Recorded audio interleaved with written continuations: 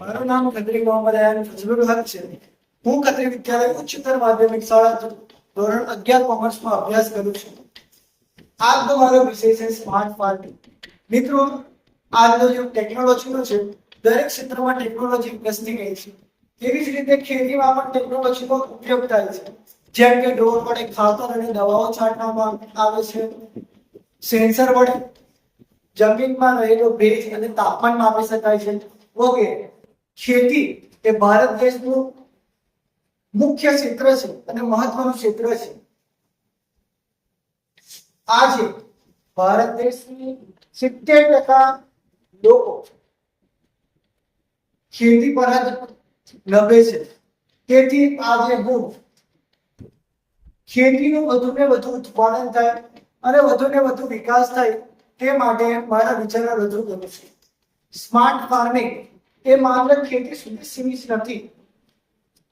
તેમાં અન્ય આનુષંગિક ખેતી પણ કરી શકાય છે, જેમ કે પશુપાલન છે, મરઘા ઉછેર, ઘેટા બકરા ઉછેર, માછલી ઉછેર, પીગ ફાર્મિંગ વગેરે ખેતીનો પણ આપણે કરી શકીએ છીએ. ખેતીની સાથે સાથે પશુપાલનમાંથી આપણે વધુમાં વધુ દૂધનું ઉત્પાદન કરી શકીએ છીએ અને વધુમાં વધુ દૈનિક આવક પ્રાપ્ત કરી શકીએ છીએ. અને દૂધનું ઉત્પાદન કર્યું છે તેમાંથી વિવિધ પ્રકારની પ્રોડક્ટ બનાવીને આપણે એને વેચી શકીએ છીએ. તેવી રીતે ઘેટા બકરા ઉછેરમાં ઘેટામાંથી જે પણ કંઈ ઊન મળે છે તે વેચી શકીએ છીએ અને તેમાંથી વિવિધ પ્રોડક્ટ બનાવીને એને અન્ય દેશમાં નિકાસ કરી શકીએ છીએ અને વિદેશી હુંડિયા પણ પ્રાપ્ત કરી શકીએ છીએ. વધુમાં પશુપાલન અને ઘેટા બકરા ઉછેરની સાથે સાથે આપણે મરઘા ઉછેર પણ કરી શકીએ છીએ, જેમાં મરઘીના ઈંડા વેચીને આપણે આવક પ્રાપ્ત કરી શકીએ છીએ. એની સાથે માછલી ઉછેર છે. માછલી ઉછેરના આપણે માછલીને વેચીને આવક પ્રાપ્ત કરી શકીએ છીએ.